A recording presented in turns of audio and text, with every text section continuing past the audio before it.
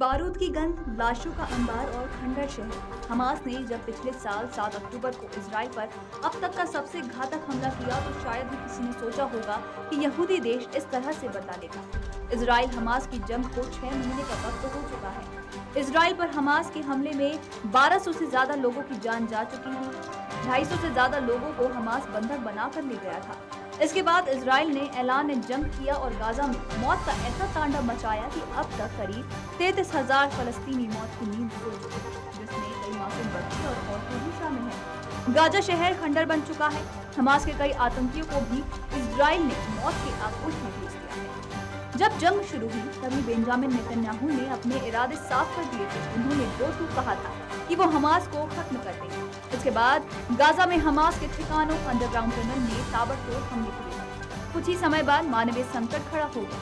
हजारों की तादाद में अपनी जान बचाने के लिए गाजा के लोग फलस्तीनी एनक्लेव की ओर जाने लगे, जो पहले से बदला। जंग झेल रहे लोगों का कहना है कि हालात बद से बदतर हो चुके हैं। लोगों ने अपने घरों को छोड़ दिया है और सुरक्षित स्थानों की तलाश में पैदल ही निकल पड़े हैं। लोग 33 किलोमीटर तक पैदल चल रहे हैं। उनके हाथों में सूटकेस, गद्दा और जरूरी सामान है। अब तक इजराइल हमास की जंग को 182 दिन हो चुके हैं और 134 इजरायली बंद हैं। कई अंडरग्राउंड जेलों में कैद हैं और कुछ को यौन यातनाएं दी गई हैं। मारे गए लोगों में कुछ लोग वो भी थे जो ना तो इजराइल के नागरिक थे और ना ही फलस्तीन के।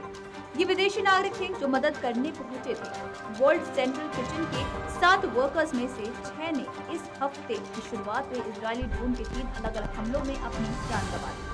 वहीं फलस्तीन की बात करें तो वहां 33,000 से ज्यादा लोगों की मौत की बात सामने आ रही है, लेकिन आंकड़ा ज्यादा की मालूम होता है। हजारों फलस्तीनी मलबे में दबकर मारे जा चुके हैं और गाजा के 85% इमारतें जमींदोज हो चुकी हैं। इजराइल के मुताबिक हमास के 10,000 आतंकी मारे जा चुके हैं, जो इस संगठन का 1/3 से ज्यादा है। इसमें 3 बटालियन कमांडर्स और पॉलिटिकल ब्यूरो के 7 सदस्य शामिल हैं।